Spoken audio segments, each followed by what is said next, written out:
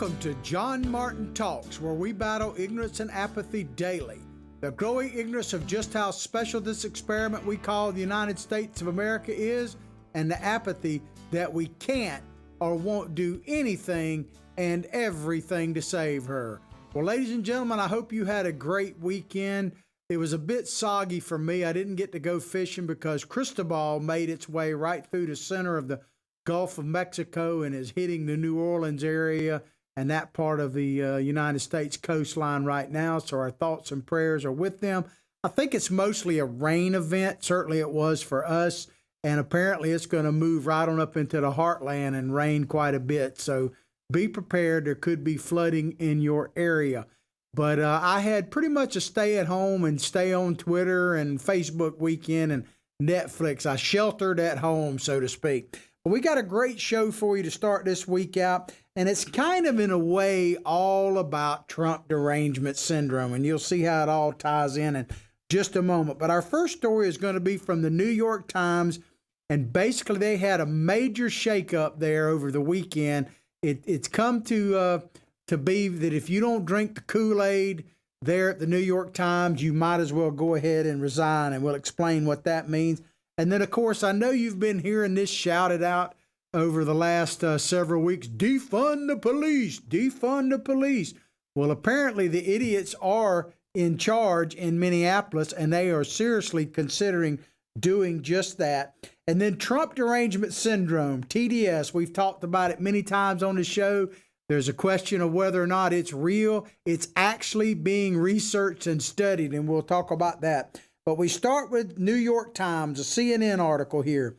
James Bennett resigns from New York Times after Cotton op-ed backlash. This is a CNN. Now, the Cotton op-ed backlash they're talking about is Senator Tom Cotton from the great state of Arkansas. He wrote an opinion piece. We'll get into some of the details in just a moment, about the middle of last week, and it was printed in the New York Times, and there has been hell to pay, so to speak, ever since then. The editor of the New York Times editorial page, James Bennett, who I think you see pictured there right now, has resigned, publisher A.G. Salinsberger announced on Sunday.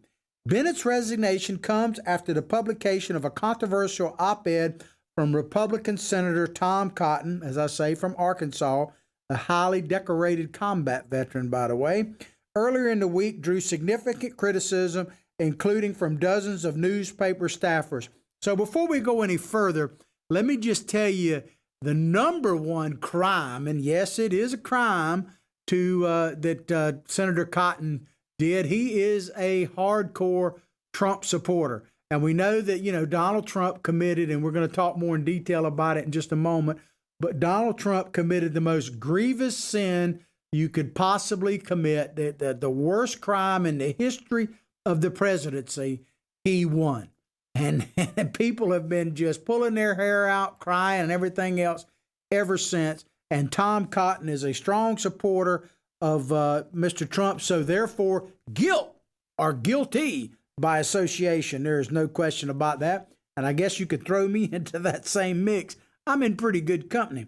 Oh, by the way, did you see? I teased a friend about this online over the weekend. Joe Biden has come out now and said that between 10 and 15% of the American people are just bad. You're just bad.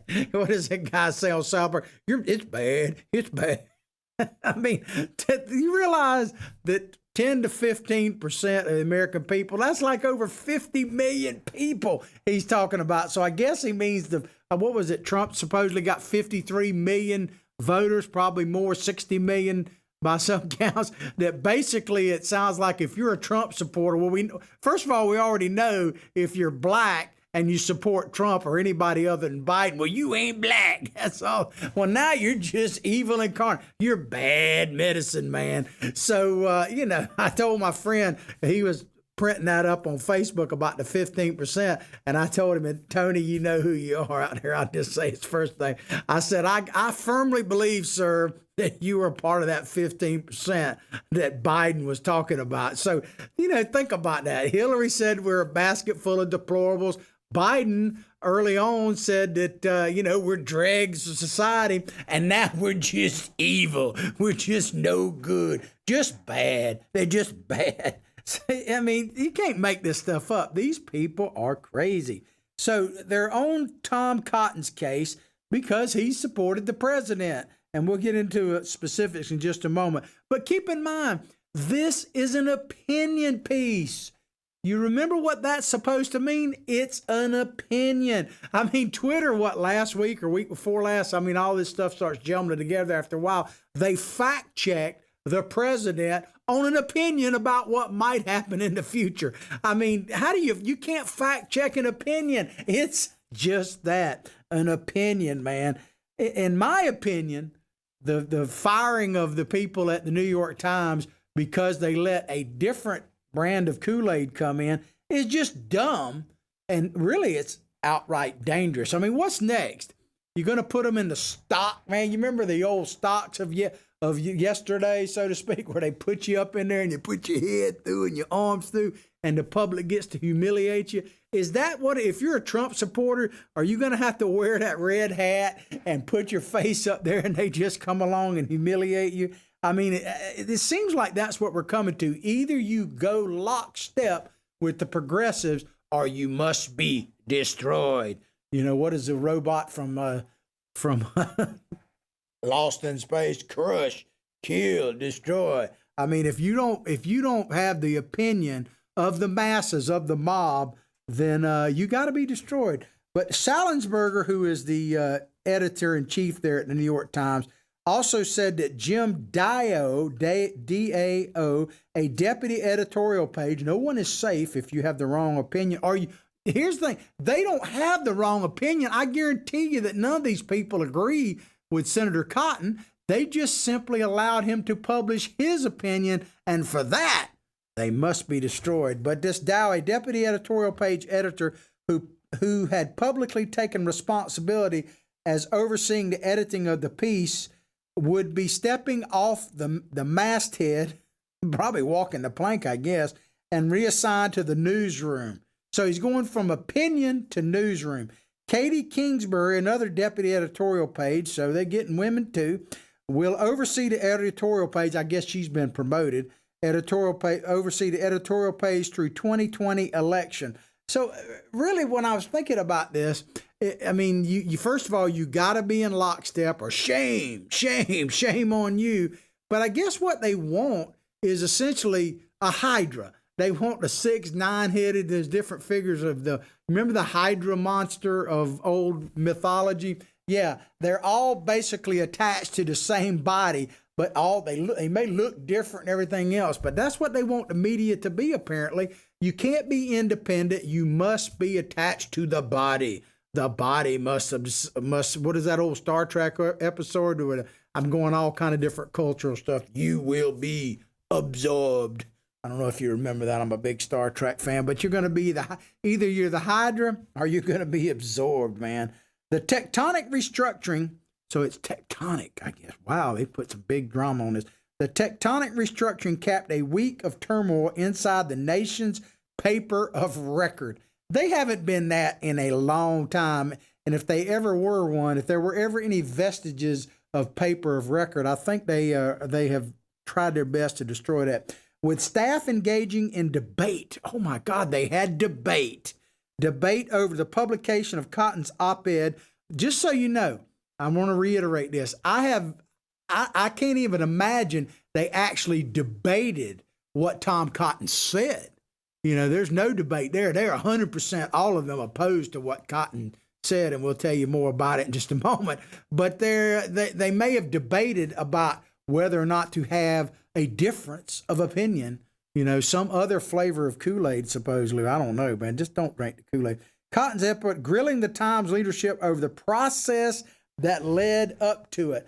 The process that led up to it. I mean, think about the ridiculousness of that statement. We're talking about a U.S. senator of high standing, a decorated combat vet, and they have to have a process to decide whether to print this guy's opinion. He's not stating it as fact. It was in the opinion page, for God's sakes. and, giving his opinion, not someone else's opinion, but his own opinion. And in my opinion, they're just dumb and chicken and scared and dangerous, really. But Sulzberger wrote employees in the memo announcing the changes. So he put out a memo on this, man, about why they fired him and everything else. He says, while this has been a painful week across the company, it has sparked urgent and important conversations. A painful week. Think about that. All that's going on in the United States, their painful week is that they printed an opinion piece by a U.S. senator that they don't agree with. I mean, snowflakes, for God's sake. I guess this is the melting time for you. Like I say, if I say something that melts you, you deserve to be melted. But Tom Cotton, man. So Cotton's piece published Wednesday with the title, "Send in the Troops." Oh my God. Argued that this is what he was arguing. Basically, at the bottom line, he was supporting the president getting law and order back in our streets. For God, oh my God. Cotton's piece published Wednesday with the title, "Send in the Troops," argued the Insurrection Act could be invoked to deploy the military across the country to assist local law enforcement with unrest sparked by the death of George Floyd. Oh my God. So he basically was saying that we need to do something to stop the looting, the pillaging, the arson, the violence. Cops were being killed. Innocent bystanders were being killed by rioters and looters, not to mention businesses devastated. So I guess really what he should have done if he wanted to be in good standing with the New York Times and save that editor's job, he should have just said, "Burn the mother down," and played that song. Let's burn this sucker down, man. I mean, come on. The op-ed was published in the Times opinion section, not the news. Is there a difference? But staffers from both opinion and the newsroom, which operate separate from one another, publicly dissented. Well, it's hard to tell that they operate separately from one another because the opinion piece or the opinion section is supposed to be opinions. I guess it can only be opinions if there is no diversity of opinion. I mean, if it's only groupthink, I guess that's the way it is, man. Nothing good has ever come out of groupthink, by the way. I just don't see it. But keep in mind, this shouldn't be a surprise to you. I don't know if you remember this. And we're going to post a couple of pictures here in just a second to show the example. But sometime last year, I don't remember the exact date, there was a shooting. I think it was when they had the Walmart shooting in El Paso, and then the shooting at that bar area in Ohio, in Dayton, Ohio. The New York Times put out a headline because President Trump gave a speech on unity and against gun violence and all of that kind of stuff. So their original title, basically, and we'll put it up right now, was about unity. The president called for unity. Do we have that tweet picture, the first New York Times headline? I guess we're trying to get it. Anyway, and so they put up this one headline that basically showed about the shootings, and it essentially said Trump calls for unity. So they got blasted. The New York Times got blasted for that, and they had so much pushback from their progressive left, I guess, that runs the show, that they had to change. There's the first headline, I think. And then they had to turn around and change the headline in the afternoon edition that basically say that Trump pushes hatred and refuses to talk about guns in a negative way. So it's just Trump derangement syndrome. Think about that. Here you have a major newspaper, the paper of record, that literally is pushed by the mob to change the headline. I mean, that tells you right there all you need to know about that newspaper, man, that they could literally be pressured to change a headline. Just shows that they're total garbage to start with. At a town hall with employees on Friday, Sulzberger and Bennett both said that the op-ed process, that Bennett's the guy that was fired, I think, or stepped down, the op-ed process was inadequate for the current moment and had structural problems. Inadequate for the current moment and had structural problems. Let me give you the translation of that. Basically, they're saying that the paper lost its focus because its focus is 100% to try to destroy Donald Trump. So anything that looks like it promotes President Trump in any way, or even It doesn't even have to support the president. It has to attack him. If it doesn't attack him, then it can't be done.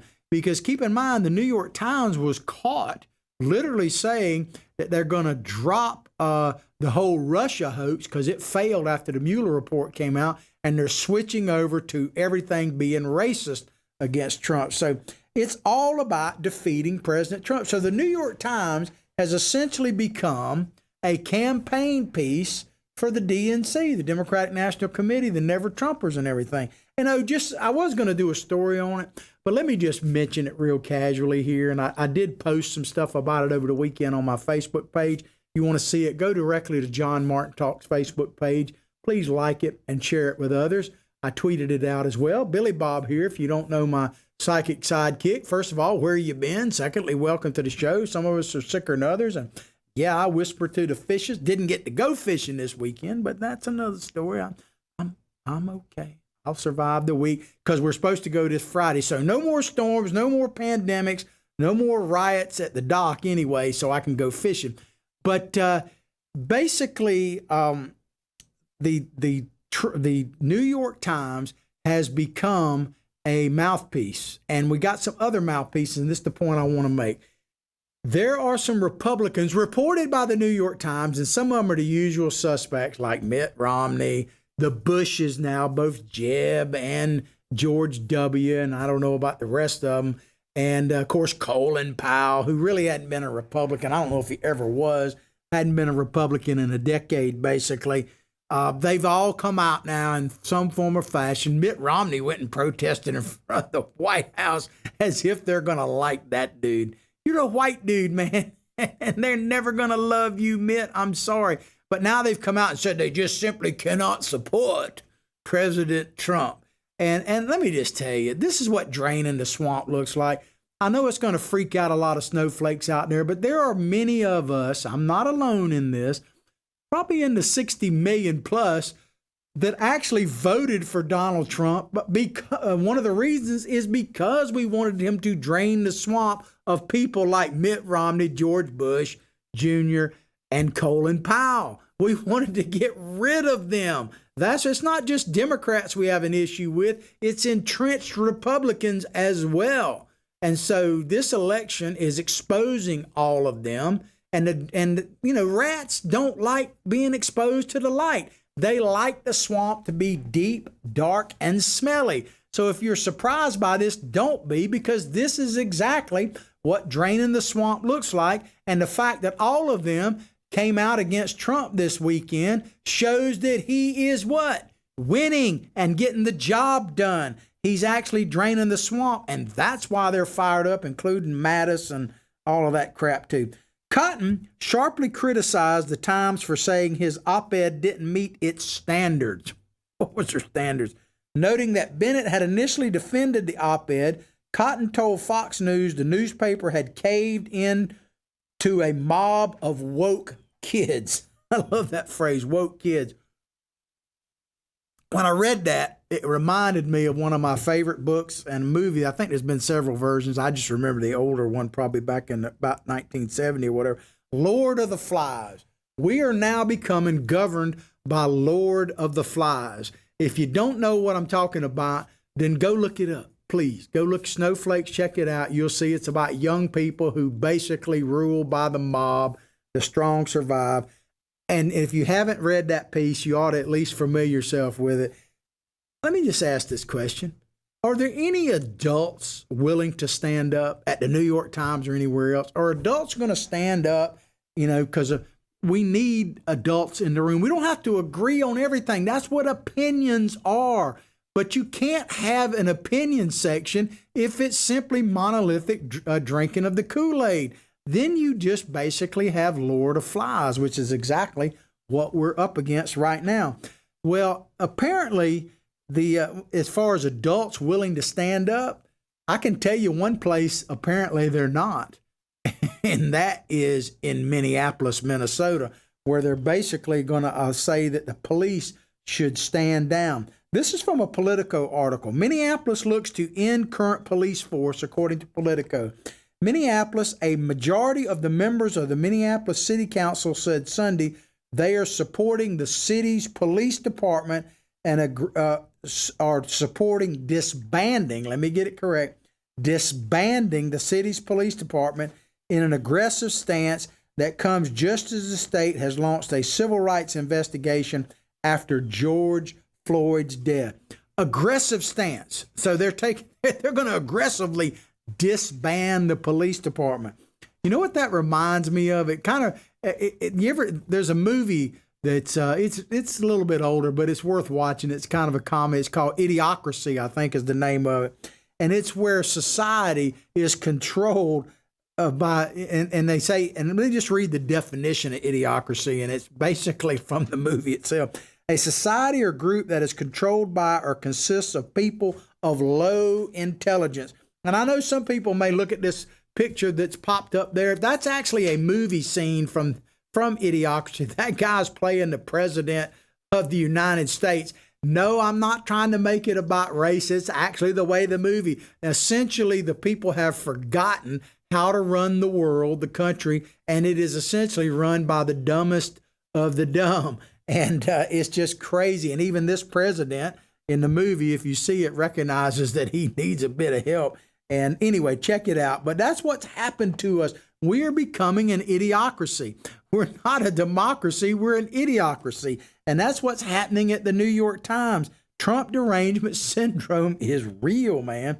9 of the council's, back to Minneapolis here, 9 of the council's 12 members appeared at an activist rally in the city park Sunday afternoon. So this is literally happening as we're speaking, basically.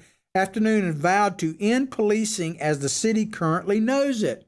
So you better cling to your Bibles and your guns in Minneapolis. Council member Jeremiah Ellison promised that the council would dismantle the department. Think about that.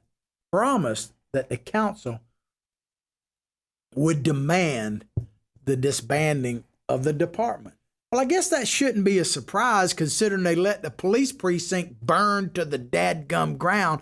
They let a police precinct be overrun by rioters and looters and yes, Antifa and all that. Do you see where Antifa tried to, and the Democrats are trying to spin it that Antifa, the first sign of Antifa was when our brave young men rushed the shores of Normandy. We had the D-Day invasion anniversary over the weekend. And man, first of all, tip of the hat, salute to any of those veterans still alive. But my God, what a show of courage by our people and our allies in facing overwhelming odds, and they persevered. But the news media literally over the weekend chose to compare the Antifa to our brave men and our allies that stormed the beaches of Normandy, some of them into certain death. And to me, that comparison is shameful to do. But I'm not surprised about what's happening in Minneapolis. They literally allowed a precinct to be burned to the ground. Lisa Bender, the council's president, said, "It's clear that our system of policing is not keeping our communities safe." Really? Our efforts at incremental reform have failed, period. Well, here's the thing, and I put this challenge out there. It's still valid. I have yet to have anybody respond to it in any way that to meet this challenge. So if you're out there watching on whatever Facebook network you're watching on, first of all, good morning, howdy, how are you? Let me know what law could be changed or put on the books or a policy or training or any of that would have prevented Mr. Floyd's death. I've not seen anyone put forward something that would have prevented his death. And I'm not condoning his death. As a matter of fact, I have condemned it in the strongest of terms. That police officer was evil incarnate doing what he did.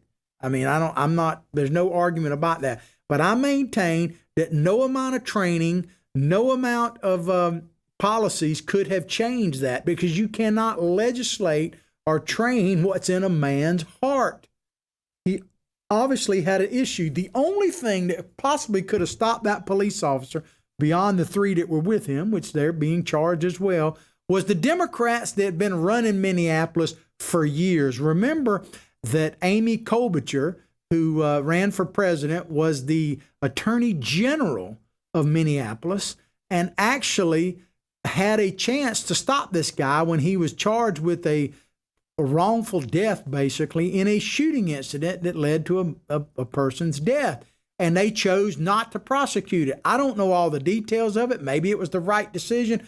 But this gentleman had gone through the system multiple times and had issues, and he was being controlled by Democrats, had the power, and they didn't do anything. So I'm not even saying they could have or should have necessarily, but the only thing that could have prevented him was them deciding to do something different. No program is going to stop that because that guy obviously had an issue, man.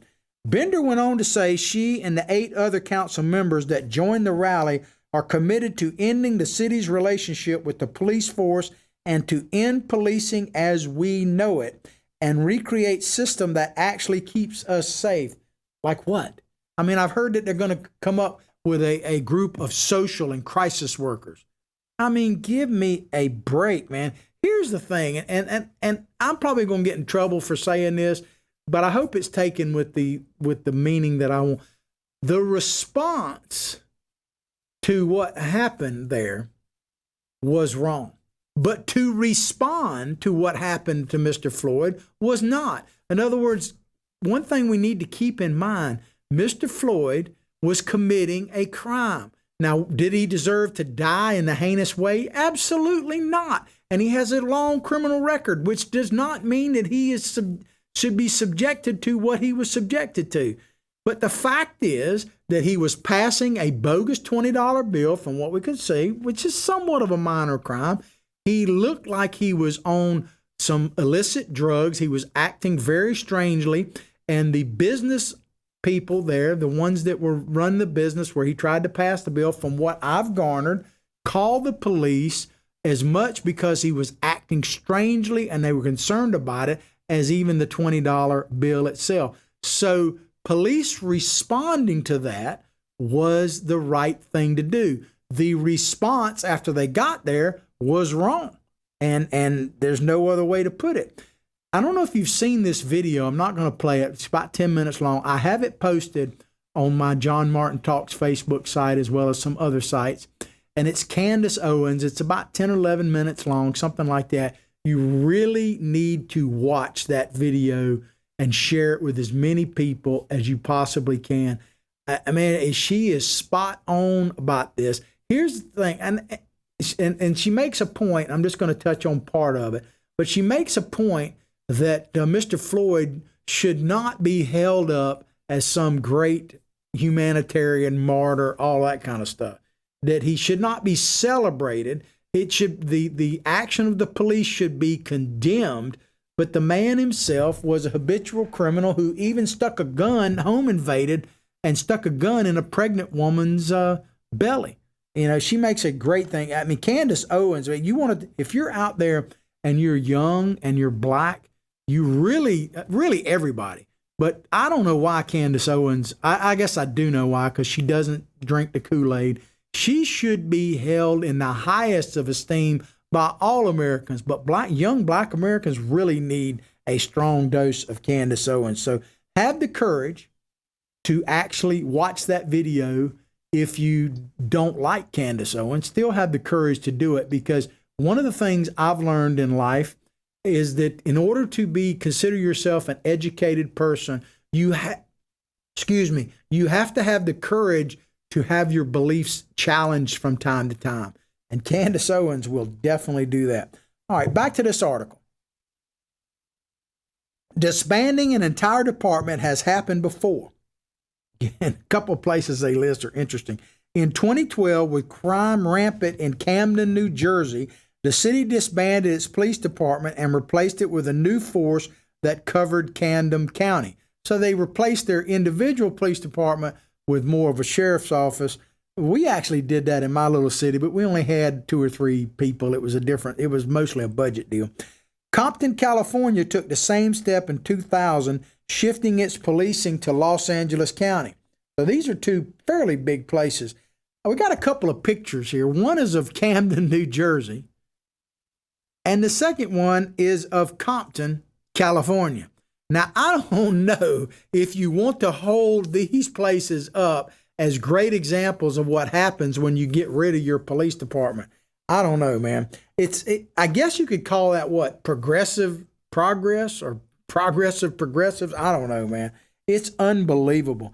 But do you really want to live in a community that has defunded the police? Let me check the time here. Okay. I mean, out in California, Mayor Garcetti has come out now, and I think I misspoke on Friday about this. It wasn't Gavin Newsom that proposed this, although he probably supports it. It was Mayor Garcetti of California talks about cutting between $150 and $200 million from the Los Angeles Police Department and give it back to the black community, so to speak, to build up economically. Now, I'm not opposed to building up black community economically. In fact, I think President Trump was well on his way to doing that. I mean, all you got to do is listen to the founder of BET, Mr. Johnson, I think is his last name. Can't remember his first name, who was the first black billionaire in the history of the United States and a Democrat. You remember last year, he said that President Trump's policies were reaching into corners of the economy that had never seen the light before. And he was basically talking about black business ownership, home ownership, all those kind of things. And oh, by the way, what about the numbers? We could have done a story on. There's so many different stories we could have done about over the weekend. After our show on Friday, the jobs report came out. Don't hold me to these numbers, but basically everybody was predicting that the unemployment rate would go up to like 19-20% or higher. It dropped to 13.7%, which is still way too high, but much different than what they predicted. And they predicted record job loss when we actually added like 2.3 million jobs. And some of them, contrary to what Obama said, I guess Mr. Trump found that magic wand. It actually has a spine, that even manufacturing jobs in the United States went up by like 400,000. So great news. And the president, here's the thing, the president has shown that his slogan, Make America Great Again, and now his new one, Make America Great Again, is working. And I put up a meme on one of my Facebook sites that it shows about all the different ways they've been trying to get the president. And they said, what's next? Alien invasion? And they're not talking about the ones from Guatemala. They're talking about the aliens, the ancient aliens coming back, because that seems to be the only thing. But remember, in that movie, like Independence Day, they unified behind the president. So that could happen again. All right, we're going to move on to our third story today. And this is about TDS, Trump Derangement Syndrome. Is it real? And this is coming to you from a publication called Just the News. So before we do that, before we get any deeper in this story, I got about a 2-minute video I want to play. It's Tucker Carlson. He kind of recapping, it's a year or so ago, the 2016 election and the reaction to it. And man, does it show some Trump derangement syndrome as it was first really starting. Let's watch it. Well, you shouldn't get too apocalyptic about any one election result, though today marks the one-year anniversary of what is, pretty much beyond a doubt, the most remarkable election result of the past 40 years. It turned out to be a humbling event for the press, which went into the race absolutely to a person believing Hillary Clinton could not lose. Not only does Florida fall to Hillary Clinton, but this election overall we could be talking landslide. Trump is headed for a historic defeat. I think that she's going to have a very good night. I continue to believe Mr. Trump will not be president. And the reason is because I have a lot of faith in the American people. You'll be shocked to learn that Bret Stephens was wrong, and everyone else, too. These experts and some celebrities showed what they thought of the result and the American people's choice immediately upon learning about it. Watch. America is crying tonight. I'm not sure how much of America, but a very, very significant portion, and I mean literally crying. Deeper concerns tonight that the world's shining light of democracy has gone dark. Because I'm on this network and people know my attitudes about things, they come up to me and they're scared, depressed, despair, desperate even, almost clinging to me. You have people putting children to bed tonight, and they're afraid of breakfast. They're afraid of, how do I explain this to my children? That's a pretty extraordinary thing to say.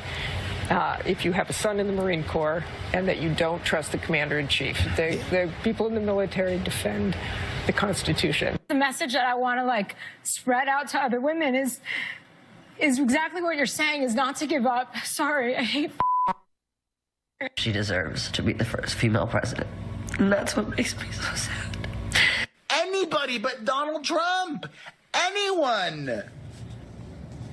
Well, the ruling class was hysterical. Thought we'd remind you of that. Why were they? Because it all disempowered them. They thought they were in charge and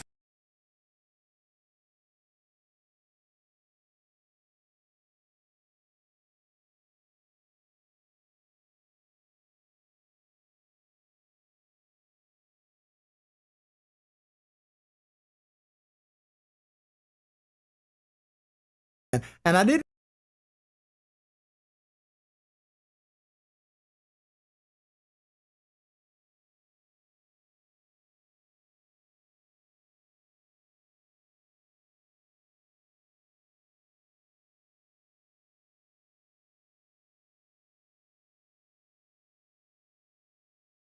president. It is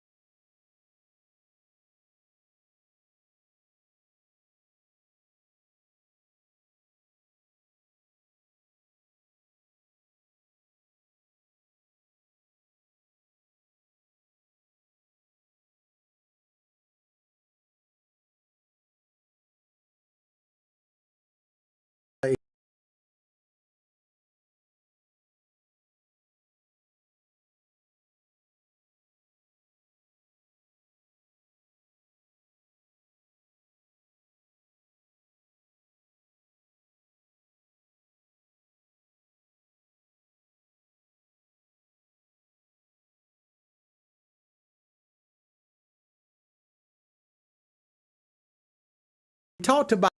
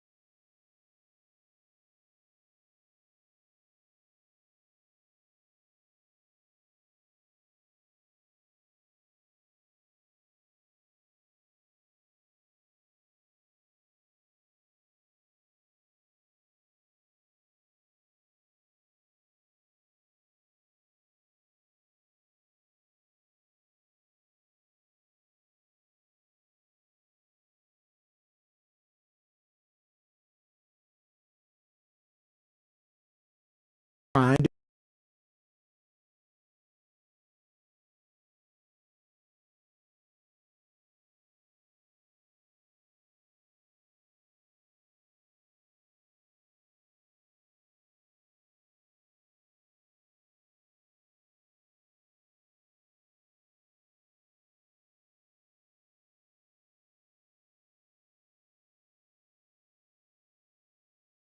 you can download the